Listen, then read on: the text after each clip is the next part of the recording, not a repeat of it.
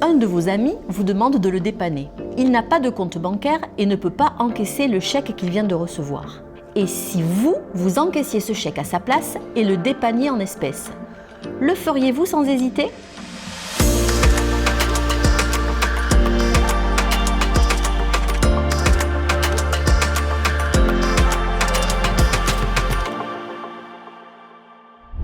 Tout d'abord, est-ce vraiment un ami ou une simple connaissance ?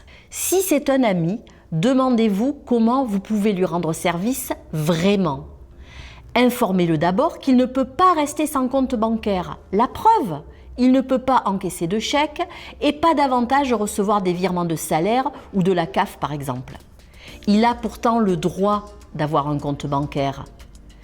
Même si plusieurs banques ont déjà refusé de lui en ouvrir un, il existe la procédure du droit au compte.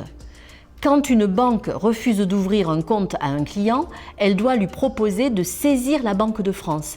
Celle-ci lui désignera une banque qui aura l'obligation d'ouvrir le compte au client. Conseillez, si besoin, à votre ami de se faire accompagner par le CCAS de son quartier, qui l'aidera dans ses démarches.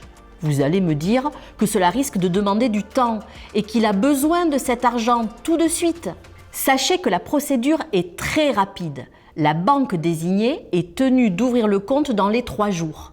Bref, en 1 semaine, c'est fait. Mais lui rendre service comme il vous l'a demandé, en encaissant ce chèque sur votre compte pour lui redonner la somme en liquide, ce serait plus rapide, non ?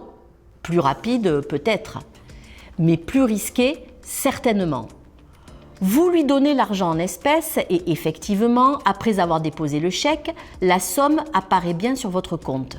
Mais si 10 jours plus tard, votre banque vous annonce que ce chèque est sans provision et que la somme va être retirée de votre compte, c'est votre compte qui sera débiteur et vous qui aurez des ennuis avec votre banque. Mais comment est-ce possible puisque vous avez bien vérifié, avant de lui donner des espèces, que le chèque était crédité sur votre compte? Même à l'ère d'Internet, où tout va très vite, il faut savoir que quand vous déposez un chèque sur votre compte, votre banque le crédite sous réserve d'encaissement. Cela veut dire qu'il n'y a pas la certitude que ce chèque sera payé. Il faut attendre un certain délai, une dizaine, voire une quinzaine de jours pour vérifier la provision. Si le chèque revient impayé, alors la somme sera retirée de votre compte. En résumé, il faut donc être très vigilant.